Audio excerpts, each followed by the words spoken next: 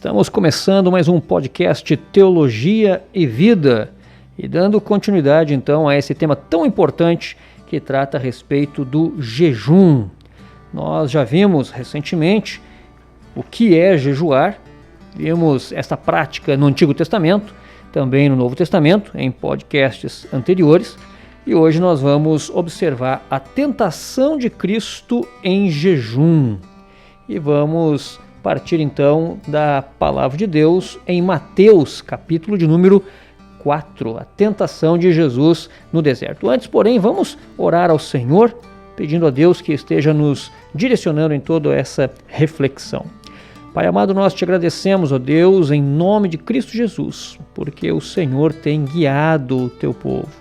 O Senhor tem nos mostrado através da tua palavra, Senhor, a maneira como nós devemos viver e a maneira como nós devemos crer. Nós te agradecemos, ó Pai, pela tua direção e te pedimos que a tua palavra sempre fique gravada em nossos corações, para que possamos efetuar na nossa vida as práticas diárias que glorificam o teu nome. Em nome de Cristo Jesus que nós oramos. Amém. Então, você que já está com a sua Bíblia, aí abra sua Bíblia em Mateus, capítulo de número 4. Nós vamos ler dos versos 1 a 4 inicialmente.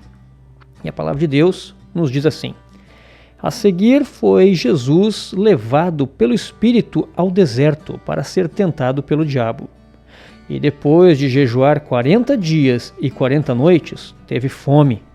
Então o tentador, aproximando-se, lhe disse: Se és filho de Deus, manda que estas pedras se transformem em pães. Jesus, porém, respondeu: Está escrito, não só de pão viverá o homem, mas de toda a palavra que procede da boca de Deus. A ausência do jejum é uma indicação do nosso conforto com a maneira com que as coisas estão. É dessa maneira que a palavra de Deus nos apresenta o jejum. É dessa maneira que Jesus nos apresenta o jejum. Ninguém jejua para expressar seu contentamento. As pessoas jejuam quando estão insatisfeitas com a situação atual. Por isso, também a Igreja do Senhor Jesus deve jejuar, mostrando seu desejo de que Cristo volte o quanto antes. O texto que nós acabamos de ler em Mateus capítulo 4 declara de modo muito aberto, muito tranquilo, da seguinte maneira: A seguir foi Jesus levado pelo Espírito ao deserto para ser tentado pelo diabo. Note que foi o Espírito de Deus que conduziu Jesus até o deserto, e com um propósito bem específico, para ser tentado. Essa declaração mostra como a tentação de Cristo não foi ocasional, nem um evento acidental, mas estava dentro de um planejamento de Deus. Fazia parte da agenda de Deus para Jesus. Ora, isso levanta algumas dúvidas sérias, como talvez a mais inquietante. Deus envia pessoas à tentação? Se a resposta for sim, como fica a palavra de Tiago, que diz: Ninguém ao ser tentado diga, sou tentado por Deus, porque Deus não pode ser tentado pelo mal, e ele mesmo a ninguém tenta. Tiago capítulo 1, versículo 13. Se Deus não tenta, como então ele levou Jesus para ser tentado? Aqui a gente deve fazer algumas observações preliminares, importantes para a nossa compreensão, para não incorrermos no risco de interpretar de modo errado os textos bíblicos. O contexto de ambos os textos são bem diferentes. Na narrativa de Mateus, Jesus está cumprindo os desígnios de sua missão salvadora. Ele havia acabado de ser batizado e, naquela ocasião, o Pai declarou publicamente que aquele era o seu Filho amado. Você pode conferir isso em Mateus capítulo 3, versículo 16 e 17, que diz assim: Batizado Jesus, Mateus capítulo 3, verso 16. Batizado Jesus, saiu logo da água, e eis que se lhe abriram os céus, e viu o Espírito de Deus descendo como pomba, vindo sobre ele. E eis uma voz do céu que dizia: Este é meu Filho amado, em quem me comprazo, ou seja, em quem tenho prazer.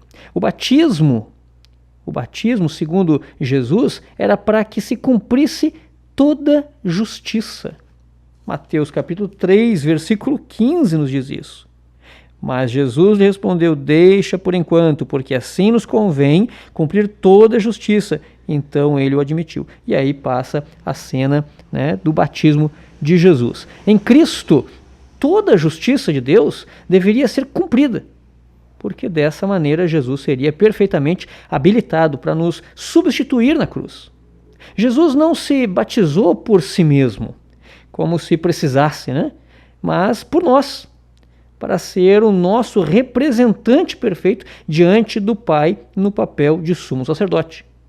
Por causa disso, vem a tentação e logo depois Jesus inicia seu ministério terreno, e tanto suas obras como o tema de sua pregação são declarados em Mateus capítulo 4, verso 17 e versículo 23.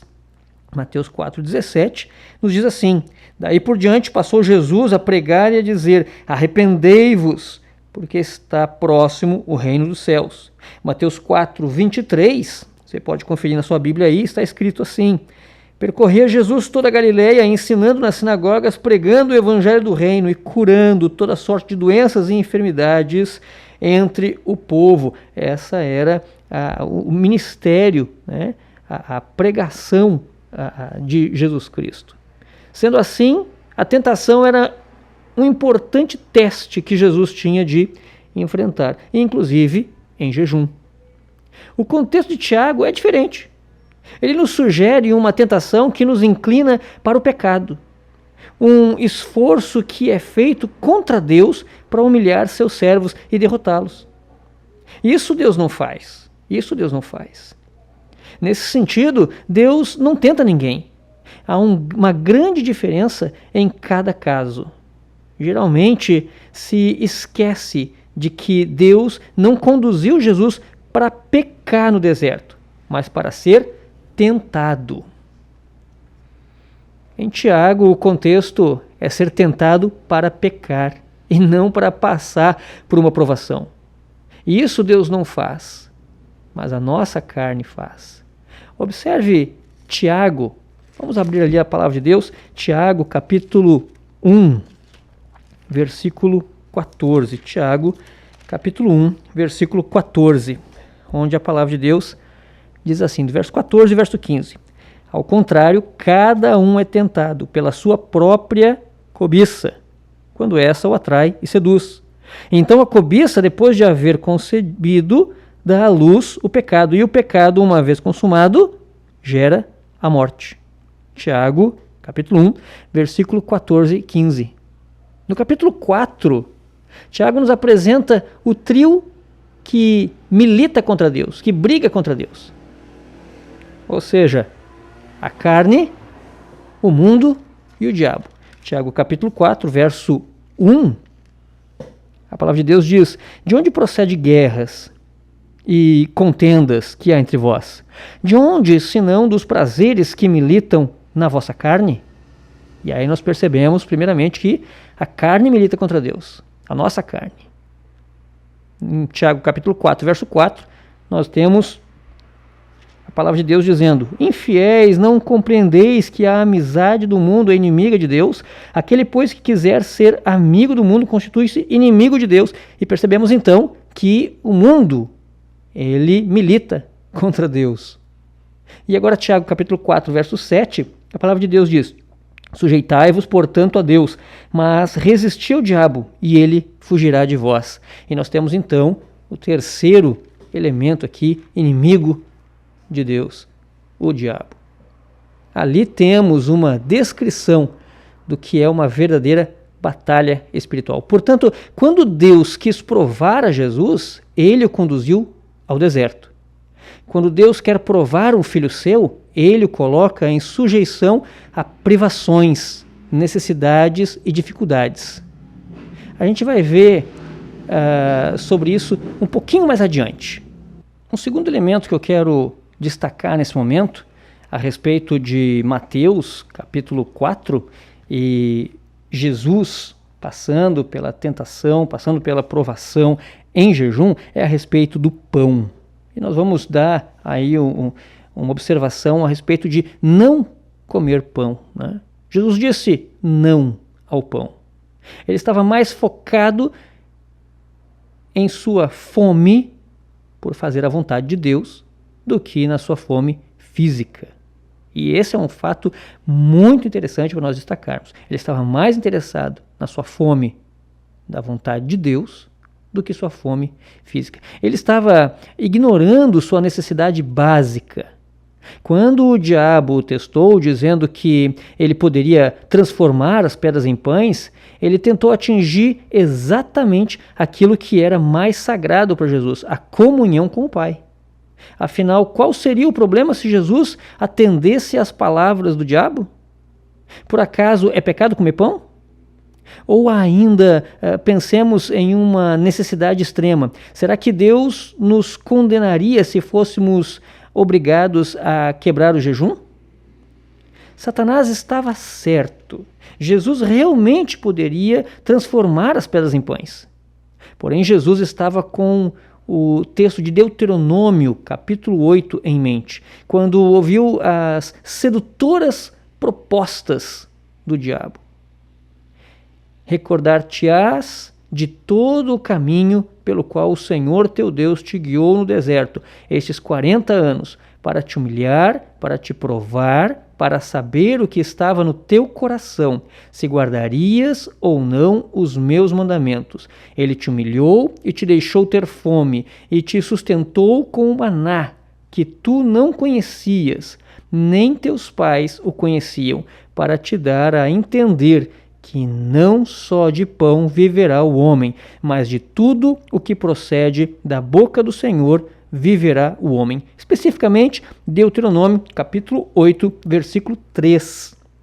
A diferença entre Jesus e os israelitas é que eles foram forçados a viver em situação de duras privações, para que aprendessem que Deus era a sua suficiência, enquanto o Senhor Jesus foi voluntário e passou por privações por causa da sua comunhão íntima e profunda com o Pai. No deserto, Deus tirou de Israel o seu ponto de apoio e tudo aquilo que é considerado básico para viver, para que eles se voltassem para Deus e que fossem fortalecidos por Deus. Mas Jesus, ele se sujeitou ao teste porque o seu coração não era governado pelo pão e pelas necessidades básicas, como os israelitas, que amavam os pepinos e os melões do Egito, ou seja, a comida do Egito. Em Números capítulo 11, versículo 5, nós encontramos o registro disso na palavra de Deus, dizendo assim, os nossos irmãos do passado, recordando as questões do Egito, eles se queixavam reclamando da seguinte maneira: lembremos-nos, estamos em Números 11:5, lembremos-nos dos peixes que no Egito comíamos de graça, dos pepinos, dos melões e dos alhos silvestres, das cebolas e dos alhos. Agora, porém, verso 6, agora, porém, seca-se a nossa alma e nenhuma coisa vemos senão este maná. Então, eles estavam reclamando da provisão de Deus. Eles estavam, na verdade, sendo trabalhados pelo Senhor para aprender a depender de Deus. Jesus, ele se deixa governar pelo seu amor ao Pai, pelo seu amor a Deus, não pelas questões de necessidade básica. Nós podemos ver no Salmo de número 42, nós vamos abrir aqui também, Salmo de número 42, o versículo 1, onde a palavra de Deus diz assim: como suspira a corça pelas correntes das águas, assim por ti, ó Deus, suspira a minha alma. E no Salmo de número 63, a palavra de Deus, no versículo 1 também, nos apresenta: ó Deus, tu és o meu Deus forte, Eu te busco ansiosamente. A minha alma tem sede de ti. Meu corpo te almeja como terra árida, exausta, sem água. Então, essa era a situação evidente em Jesus Cristo. Ele tinha ele governava as suas motivações, esse desejo, esse amor por Deus. Tem um livro muito interessante de John Piper, que nós já comentamos aqui a respeito do jejum, chamado Fome por Deus, né? E ele diz nesse livro uma questão bem interessante. Ele diz assim: jejum sonda para ver onde o coração está. E quando ele revela que o coração está em Deus e não no mundo, um golpe fatal é desferido contra Satanás, pois então Satanás não tem o ponto de apoio que teria se nosso coração estivesse apaixonado por coisas terrenas como o pão. Fome por Deus é o nome desse livro de John Piper, que trata a respeito do jejum. Um livro bem interessante. Realmente, quando Satanás percebe que a nossa resistência está fortalecida e que seus dardos não têm alcançado o seu objetivo, ele faz o que Tiago prevê. Ele foge de nós. Observe na sua Bíblia, abra aí Tiago, capítulo 4, versículo número 7. Nós vamos aqui também abrir a palavra de Deus e acompanhando os versículos da nossa reflexão. Tiago, capítulo 4, versículo número 7, a palavra de Deus diz: sujeitai-vos, portanto, a Deus, mas resisti ao diabo e ele fugirá de vós. É interessante esse versículo porque às vezes as pessoas memorizam apenas parte dele, né? Resistir ao diabo e ele fugirá de vós. Mas a primeira parte do verso, Tiago 4, verso 7, é extremamente importante. Sujeitai-vos, portanto, a Deus, mas resisti ao diabo e ele fugirá de vós. É necessário esse apego, esse amor por Deus, esse apego por Deus, para vencer os dardos inflamados do maligno. Mas até que isso aconteça, ele usa de todos os seus artifícios contra o crente. Por essa razão, é importante que o nosso coração esteja resistente contra o mundo e não retroceda nem 1 milímetro diante do pecado. Na tentação de Jesus, nós temos uma sublime demonstração de como o seu coração não estava focado nesse mundo e no que ele pode oferecer. O Espírito levou Jesus ao deserto para ser tentado e não para jejuar. O jejum foi um ato voluntário e não imposto. O jejum foi um ato voluntário de Jesus. Jesus decidiu se preparar para o ministério, privando-se dos elementos básicos de sobrevivência. Veja que interessante. Quando nós experimentamos essa privação, o Senhor revela o que está em nosso coração, o que é que nos controla, o que é que nós valorizamos e em que nós estamos de fato confiando. Sendo assim, o pecado não é quebrar um jejum, mas nosso coração amar mais a este mundo do que ao próprio Deus. É por causa disso, desse risco de nos sentirmos à vontade e confortável nesse mundo, que Paulo declara em 1 Coríntios, capítulo 9, verso 27, da seguinte maneira: mas esmurro o meu corpo e o reduzo à escravidão, para que, tendo pregado a outros, não venha eu mesmo a ser desqualificado. Com isso, Paulo nos dá uma preciosa receita de autossacrifício, né? Algo que Calvino interpretou de uma maneira muito interessante, dizendo que nós devemos tratar o nosso corpo como se fosse um escravo. Ou seja, devemos nos dedicar a satisfazer os desejos da vontade de Deus, não os caprichos do nosso próprio coração. Um atleta, ele não deve se alimentar de tudo o que tem vontade. Ele precisa ter controle sobre o seu corpo e sobre os seus próprios desejos. Do contrário, o que vai acontecer? Ele vai ser desqualificado. aqueles que priorizam, que têm apreço pela glória de Deus, também devem aprender a se privar, e se privar voluntariamente, né? Se privar de benefícios, de prazeres que podem afastar de crescer no conhecimento de Cristo. Precisamos enxergar as coisas com nitidez. A igreja é de fato a noiva de Cristo. Cristo é o noivo, né? E o mundo constitui-se na tentação contra o noivo. E por muitas vezes a igreja acaba se deixando seduzir pelo mundo, pelas coisas que o mundo oferece, e acaba se sentindo confortável com as ofertas do mundo, e assim então desprezando a volta do noivo, desprezando o resgate que será feito. Começa a se envolver com as coisas do mundo e despreza o fato de que Cristo, como noivo da igreja, vem para resgatar a sua igreja. Esse é um nível de sutileza ao qual o pecado do mundanismo chega. Ele ilude, ele seduz e faz então com que a igreja perca o foco, né, de que está aguardando pela volta do noivo.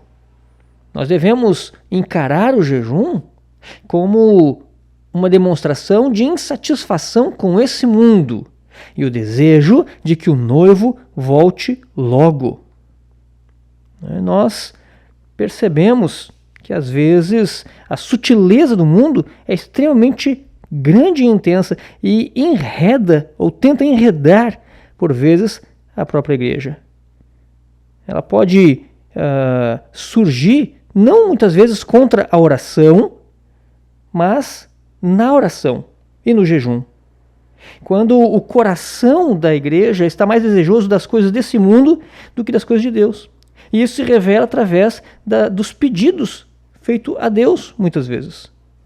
Começamos a jejuar e orar, mesmo com intensidade, mas não por Deus, como como noivo da igreja, como marido da igreja, o noivo todo suficiente, mas sim apenas pelas dádivas do mundo.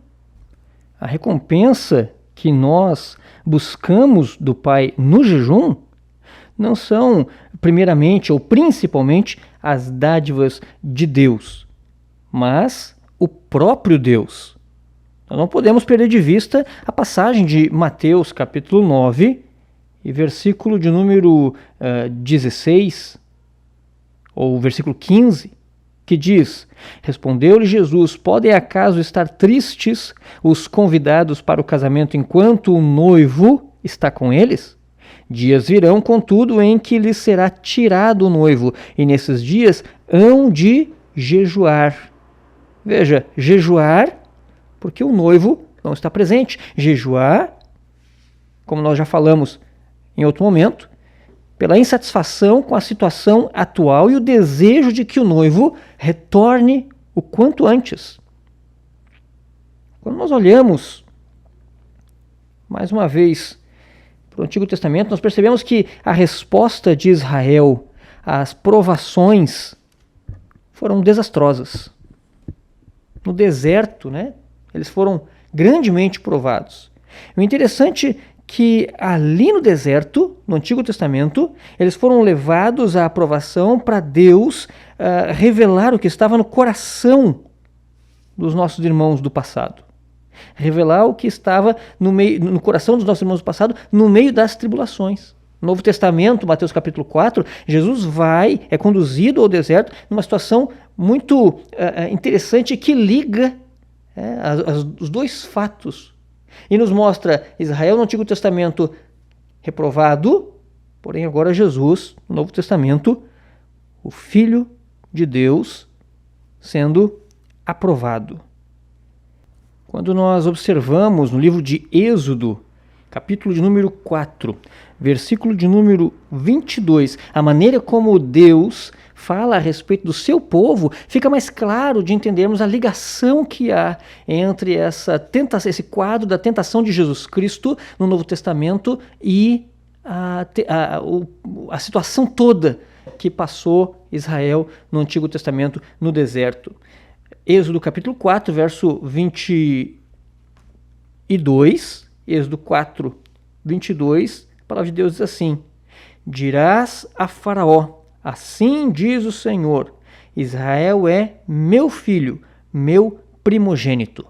E aí então Deus liberta o povo da escravidão e conduz para o Egito. E no Egito prova o coração do seu povo. E nesse instante nós podemos recordar então Deuteronômio capítulo 8, versículo 2 e versículo 3, que diz: recordar-te-ás de todo o caminho pelo qual o Senhor teu Deus te guiou no deserto, estes 40 anos, para te humilhar, para te provar, para saber o que estava no teu coração, se guardarias ou não os seus mandamentos. Ele te humilhou, ele te deixou ter fome e te sustentou com o maná, que tu não conhecias, nem teus pais o conheciam, para te dar a entender que não só de pão viverá o homem, mas de tudo o que procede da boca do Senhor viverá o homem. A igreja precisa desejar mais a Deus do que as coisas de Deus. Esse é um dos exercícios, ou melhor, é um dos resultados do exercício do jejum. O jejum nos leva a um realinhamento dos nossos desejos, da nossa vontade.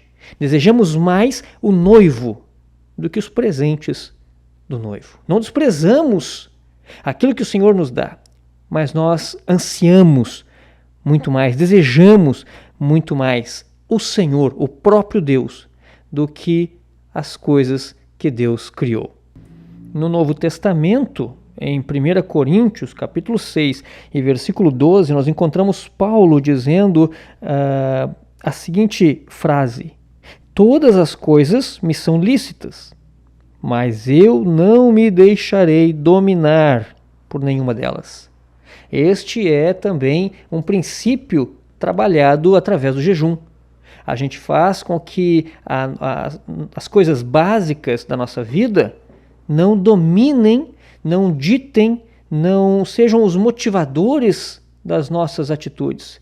Nós mortificamos os nossos desejos pelas coisas desse mundo, a fim de que possamos enxergar com nitidez aquilo que é o nosso verdadeiro, que deve ser o nosso verdadeiro alvo, que é a própria pessoa de Deus, o nosso desejo pela volta do noivo, o nosso desejo pelo Senhor. O jejum permanece, portanto, sendo um desafio para os crentes nos dias de hoje. Porém, por ser um desafio, não deixa de ser também um delicioso desafio, que realinha as nossas motivações, né?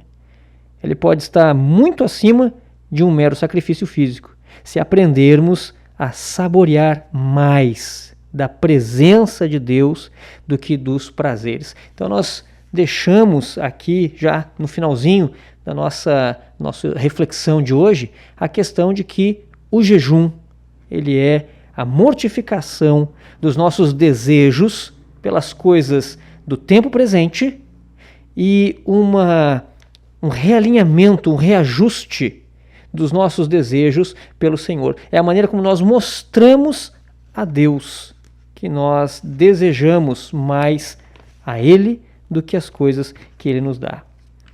E Mateus capítulo 4, Jesus passando pela tentação no deserto, nós percebemos que Ele voluntariamente escolhe jejuar, nos mostrando mais uma vez que nós podemos, buscando a Deus em primeiro lugar, vencer os obstáculos, mostrando o nosso desejo intenso pela vontade do Pai.